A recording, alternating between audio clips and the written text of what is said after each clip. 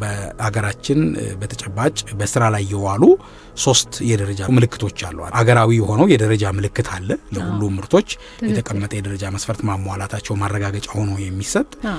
ሁለተኛው የበለጸገ እነዚህ የበለጸጉ ምርቶች በስንዴ በዘይት በጨው ምርቶች በተለያዩ ሚኒራሎች በልጽገው ለገበያ እንዲቀርቡ የሚያስገድድ ደረጃ አለ።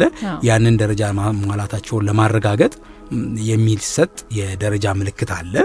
ሶስተኛው ደግሞ ለኢምፖርት ምርቶች የተዘጋጀ የደረጃ ምልክት አለ። አሁን በቀጥታ ወደስ አልገባም። አንዳንድ ያፈጻጸም ሂደቶች አሉ። ይሄን ምንድነው የሚለየው? ብዙ ጊዜ እንደው የምንቸገረው ምንድነው የተለያዩ ከውጭ የሚመጡ ምርቶች ገበያው ላይ ይሰራፉና ገዝተናቸው ገና ምንም ጥቅምና አገልግሎት ሳይሰጡ በተለይ እነዚህ ከኤሌክትሮኒክስ መጠቀሚያዎች ጋር ተያይዘው ያሉ አሁን ሶኬቶች የተለያዩ ነገሮችን ስናይ ቶሎ የሚበላሸት አለ። አሁን እነዛ ምርቶች እነሱ እንደማሳያ ያነሳን እንጂ በተለያዩ ምርቶች ላይ ወደ ሀገር ውስጥ የሚገቡ ምርቶች የተቀመጠውን የደረጃ መስፈርት ስለማሟላታቸው በተመረቱበት ሀገር ከሚሰጣቸው ማረጋገጫ ባለፈ ወደዚህ ደግሞ ሲገቡ ያንን የደረጃ መስፈርት አሟልተዋል ወይ የሚለው ማረጋገጫ እንደ ሀገር የወጣው ስታንዳርድ ደረጃው በዓለም አቀፍ ደረጃ እንደ ሀገር ያወጣናቸው አንድ መለኪያ ይሆናል።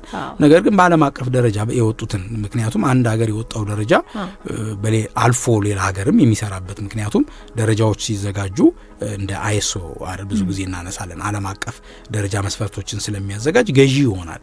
ግን ያን ደረጃ በትክክል አሟልቷል ወይ? ልክ ነው። ግን እንደ ተቀባይ ሀገር ደግሞ እኛ ሀገራችን ውስጥ ሲመጣ ከኛ ስታንዳርድ አንፃር እነዚህ እቃዎችን ስንረከብ ምን አይነት ሪኳየርመንቶችን ማሟላት አለበት ብሎ መፈተሽ አለበት። ያንን ፈትሾ ማረጋገጫ የሚሰጥ ምልክት ነች ያቺ እንግዲህ የኢምፖርት ሳይን ሆና የተዘጋጀችው ማለት ነው። ስለዚህ በሌሎች ሀገሮች በርካታ የደረጃ ምልክቶች አሉ። አሁን እኛም ሀገር በሂደት ላይ ያለ ምልክት አለ። እንግዲህ ይፋ ሲደረግ እኛም ግልጽ እናደርገዋለን። ነገር አሁን ግን 3ቱ ምልክቶች ግልጽ ሆነው ወደ ስራ የተገባበት ሁኔታ አለ።